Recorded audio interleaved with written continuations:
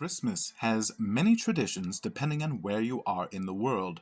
Cultures celebrate this Christian holiday differently, with many national and regional variants. One resounding similarity, perhaps the most resounding, with the exception of the Big Baby Cheese himself, is that of a jolly old fellow delivering gifts and good cheer. I am the Professor, and this is the evolution of Santa in art.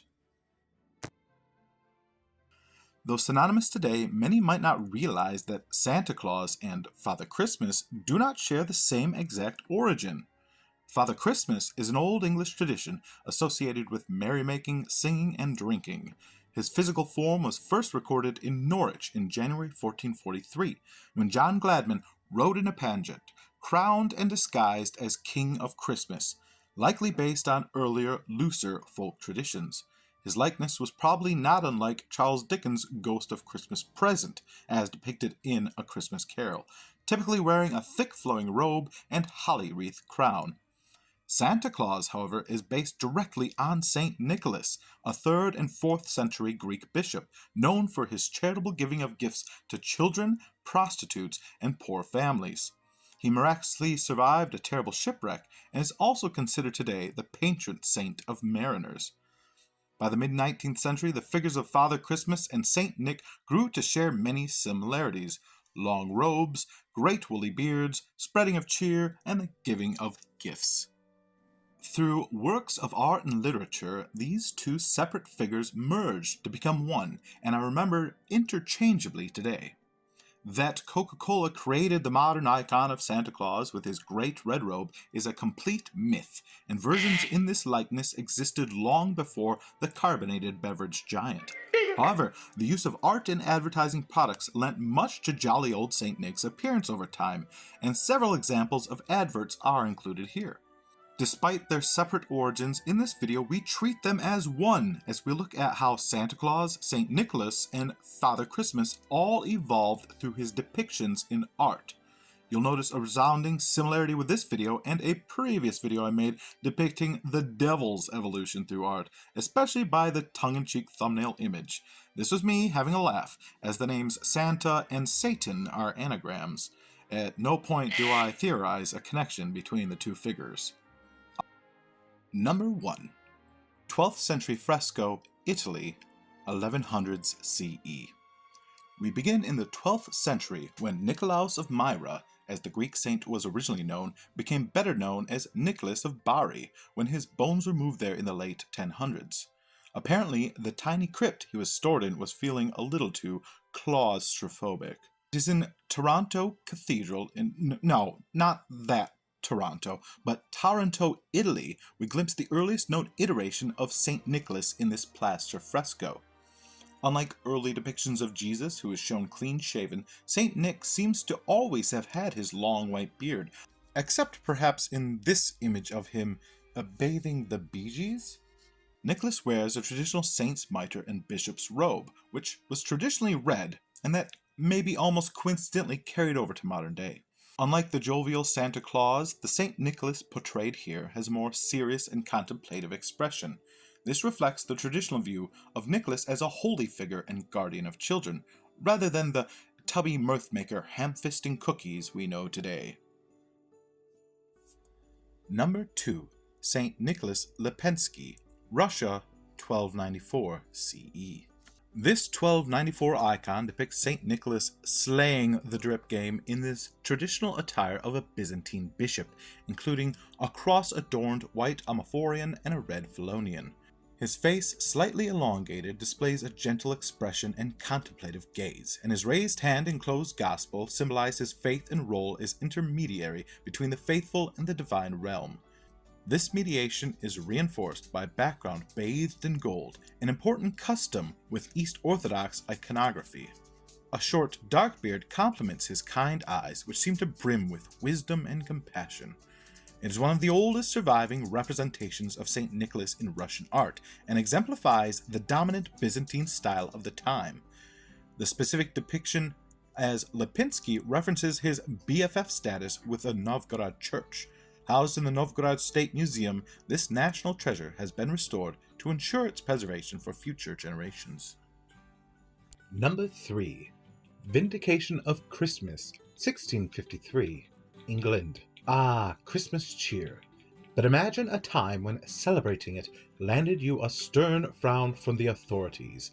That's what happened in Commonwealth period England during the 1600s when the Puritans gave Christmas the old hard no and kiboshed all seasonal festivities. They were a boring lot and clearly not seeking popularity. Enter John Taylor, a Thames watchman with a pen mightier than the sword. In 1652 he penned Vindication of Christmas, a pamphlet that was a giant Christmas tree cake for the soul. He argued that Christmas was a Christian privilege that celebrated Jesus, and not just a lingering pagan excuse to get blitzed on nog. Jesus' birthday shouldn't be banned. It was about joy, family, and, well, giving good cheer to all men, exemplified by the accompanying cartoon. In this woodcut depiction, Old Christmas, as he is referred here, wears a familiar long robe with sash, as well as a long beard. Only the hat looks out of place by modern standards, like a capitan, the conical-brimmed hat recognizable among Puritans and Pilgrims depicted in schoolhouse imagery today. And mind you, this is an allegorical personification of Christmas and not St. Nicholas, as the two symbols had not yet converged. Number 4. Father Christmas as pictured in Josiah King's The Examination and Trial of Father Christmas, 1686. 30-plus years after John Taylor showed Old Christmas getting shooed and shunned, England was still in the throes of Puritan persuasion, a time when mince pies were more likely to land in court than on a plate. That's the backdrop for Josiah King's The Examination and Trial of Father Christmas. King's Christmas, now promoted to Father, looks closer to modern Santa than Taylor's, but perhaps skinnier and grumpier than we might expect. Perhaps more likely to sip tea than eat cookies. At his feast is a foot. Nope, that's... At his foot is a feast, because who doesn't eat Christmas din-din off the floor? His capitan is gone and replaced by a hat of which I know nothing. Seriously, what is this? Is this a religious thing? Or scholarly? The closest reference I could find is this depiction of Aristotle, and nothing is clarified here. He looks like a lemon press. Royalist political pamphleteers linked the old traditions with their cause, adopting Old Father Christmas as the symbol of the good old days of feasting and good cheer. This pamphlet shows how Christmas went from a holy hush to a holly jolly hubbub. He's on trial here by these weak little fancy men for crimes such as promoting laziness and encouraging gluttony, which, let's be honest, sounds like a pretty goddamn successful Christmas nosh. It is a reminder that even Santa Claus had to go through court to become the gift-giving legend he is today. Hopefully he lost his hat in the custody trial. Number 5. The Print of St. Nicholas by Alexander Anderson, commissioned by John Pintard, 1810, New York. America in the late 18th century was slowly becoming the melting pot imagined, and thus becoming a wild west of St. Nick's. The variety of Nicks and Clauses imported from Europe ranged inconsistently. Sometimes he was depicted as a skinny bishop on a white horse, or perhaps a friendly Dutch grandfather. Sometimes a thick-bellied sailor with a pipe in a green winter coat, but nothing like the Santa Claus we know now. That Santanarchy changed in 1810 thanks to one John Pintard, a history buff who wanted Santa standardized like a freshly pressed suit. Pintard tapped Alexander Anderson, a wood engraving wizard, to create the Print of St. Nicholas in 1810. It's basically the first official American portrait, inspired by a mix of Dutch traditions and Washington Irving's description published a year earlier, which was first to include the flying reindeer element. This print was published and republished everywhere, newspapers, magazines, even school books. Thanks to Anderson, Santa evolved into the bearded gift giver we can't imagine Christmas without. So next time you're sipping eggnog with visions of dancing sugarplums, raise a toast to Pintard and Anderson, the men who tailored St. Nick his first American standard work uniform. Number 6. Old Christmas Riding a Goat, Robert Seymour, from the Book of Christmas, 1836. Imagine the crisp winter air crackling with frost, stars twinkling like diamonds on black velvet. Instead of the familiar jingle of bells, imagine a rhythmic clapping heralding not shopping mall Santa, but Old Christmas himself, a figure of mystery and merriment, his beard laden with the scent of wood smoke and pine, his cloak a tapestry of fire festivals and nameless winter deities. He rides atop no sleigh, but astride a magnificent beast with curling horns and a twinkle in its amber eyes. The Yule Goat, a creature steeped in Scandinavian lore, here becomes a symbol of pagan whispers woven into a Christian cloth in the pages of The Book of Christmas by Thomas Kibble Harvey. Harvey, a Victorian antiquarian, reveled in these forgotten threads, dedicating his book to exploring the season's evolution from Roman revelry to Christian feasts. This wasn't your polished Victorian Christmas, all sugar plums and parlor carols. This is Christmas Unbound, a celebration where laughter dances with shadows and carols mingle with forgotten chants. Seymour's woodcut stroke captures the very essence of Harvey's book and breathes life into this convention. The goat's playful spirit leaps from the page, its eyes twinkle with mischief. So next time you hear a hoofbeat instead of a jingle, don't dismiss it as an echo of the past. It might just be the Yule Goat carrying Old Christmas, and a reminder that the true magic of the season lies not just in the familiar, but in the wild, untamed heart of winter itself. Number 7. Thomas Nast's illustration for the frontispiece of the 1863 issue of Harper's Weekly. War doesn't often pause for Christmas. Even in the darkest hours, the human spirit yearns for joy. In the bleak winter of 1863, Harper's Weekly offered a glimmer of hope. There, amidst the chaos of the Civil War, sat Santa Claus, not in his usual winter wonderland, but in a ramshackle soldier's camp. His iconic red suit is adorned with bright American stars, a symbol of a divided nation longing for unity. His striped trousers pay homage to the original 13 colonies, a reminder of the nation's founding ideals. This is no ordinary Santa. This is a wartime Saint Nick, a beacon of hope in a sea of despair. As he distributes gifts to weary soldiers, their faces light up with a mix of surprise and gratitude. Even in the midst of war, the human spirit insists on enduring. Nast's Santa isn't merely a jolly figure, he is a powerful symbol of resilience, a testament to the enduring power of hope, albeit a rather fugly one doppelganging late actor Sid Haig. It would take another 2 years of slaughter before peace could stretch across the land, and Santa would be back in his regular red. Number 8. Illustration from the 1864 edition of Clement Moore's A Visit from St. Nicholas. I would like to amend my closing note from that previous passage about Santa's, irregular red. It's interesting to note that the red suit we associate with Santa Claus today, although common, wasn't totally standardized until the late 19th and early 20th centuries. Before that, Santa was often depicted in a myriad of colors, including blue, green, and even yellow, as we see in this 1864 illustration. It is not quite your Coca-Cola chugging Santa Claus, but it's certainly evocative of the man we know today. This sunnier Santa, a bringer of both presents and perhaps a touch of vitamin D, creeps through a living room, dispensing toys and even strangling Jack Skellington's Christmas tree. Clad in a long canary yellow fur coat, the mammalian source of which remains a mystery, and a matching fur cap, he cuts a striking figure. His white beard and rosy cheeks complete the picture of a jolly old soul. His sleigh and reindeer, miniature in size, reflect Clement Moore's original vision of a jolly old elf rather than a full-sized Father Christmas. Number 9. Santa Claus Sugar Plums. We go from folk art to classical art to commercial art with this next rendition.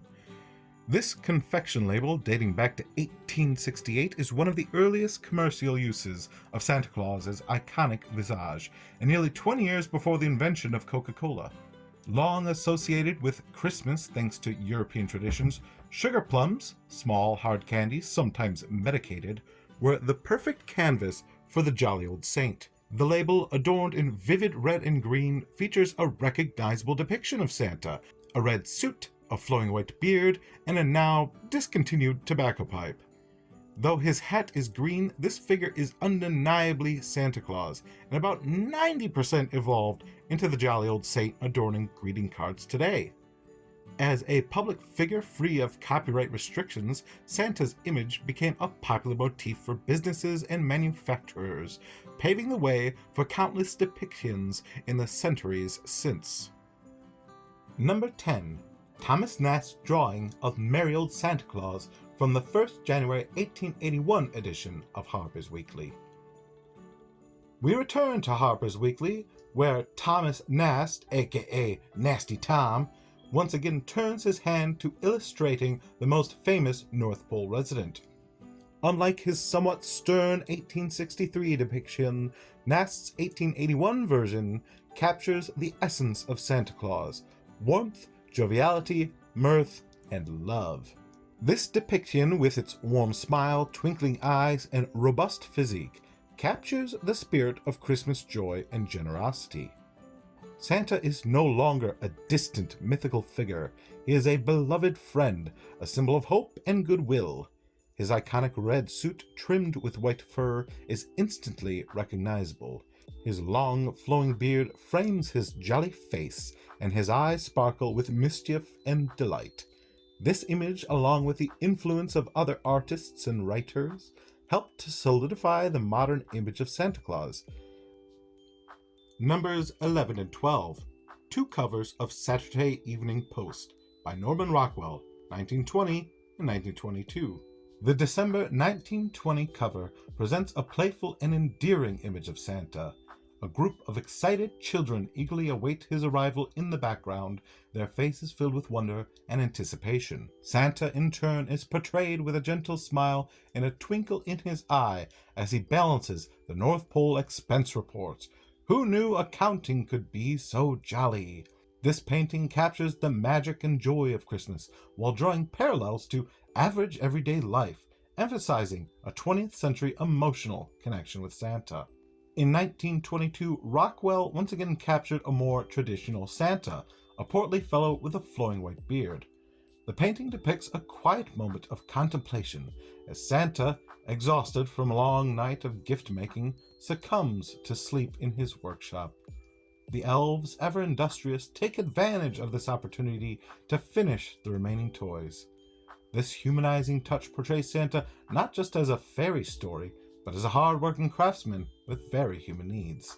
Through these two iconic covers, Rockwell solidified Santa Claus's image as a benevolent and beloved figure. His paintings, with their emphasis on warmth, nostalgia, and human connection, have become enduring symbols of Christmas cheer. And now we come to the part that we have all been waiting for, when we, using the modern advent of artificial intelligence, blend all of these faces of historic Santa Claus and Father Christmas and St. Nicholas into one composite piece that blends elements of medieval times, antiquity, the Victorian period, and modern day. Now, sit back and let's peer into what is, perhaps, the true face of Father Christmas.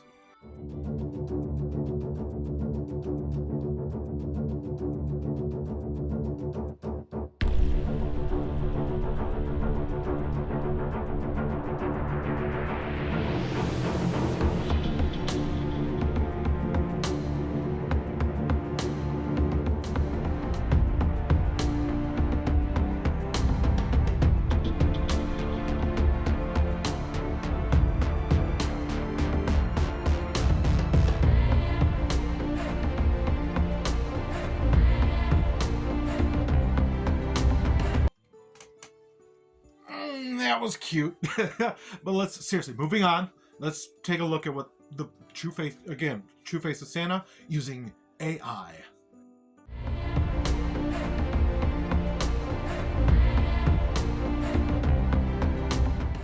This AI-generated image blends the 12 depictions of Santa Claus mentioned previously and includes a bonus 13th, the famous image of Santa holding a bottle of Coke.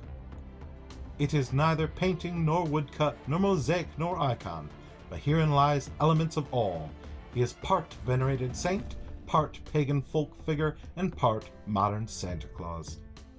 Clad in a long red coat with a white fur trim and a curious white apron, he exudes an air of mystery and benevolence. His long, flowing white beard and rosy complexion add to his enigmatic charm. Seated comfortably, he holds a small, ornate bowl, possibly oil or incense, hinting at a religious life beyond gift-giving. This unique AI portrayal, with its bizarre attire and dignified pose, offers a glimpse into the entire expanse of history and the artistic evolution of Santa Claus, from a mysterious figure to the beloved symbol of Christmas cheer we know today. From St. Nicholas the Bishop to the apple-cheeked Coca-Cola icon, Santa Claus has worn many hats. Seriously, what is this thing? And sported an impressive selection of beards over the centuries. But even though his appearance has changed, the jolly spirit at his core remains. He's a testament to the power of storytelling, evolving with each generation while holding on to the magic of giving and good cheer. And that magic extends beyond the big man himself. From St. Nicholas's earliest frescoes and icons to Old Christmas's wild ride with the Yule Goat, each artistic depiction reminds us that the Christmas spirit lives in diverse forms and constantly evolves. That spirit can be found in the twinkling eyes of a child looking up a chimney, the shared warmth of a crackling fire, and the joyful chaos of unwrapping presents.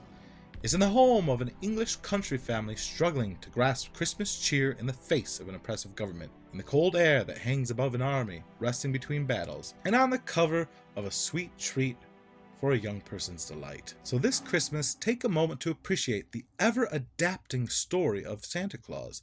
Look beyond the familiar red suit and see the holy man, the gift bringer, and the storyteller. Merry Christmas and a Happy New Year. I've been Johnny. You're always welcome in my neck of the North Pole.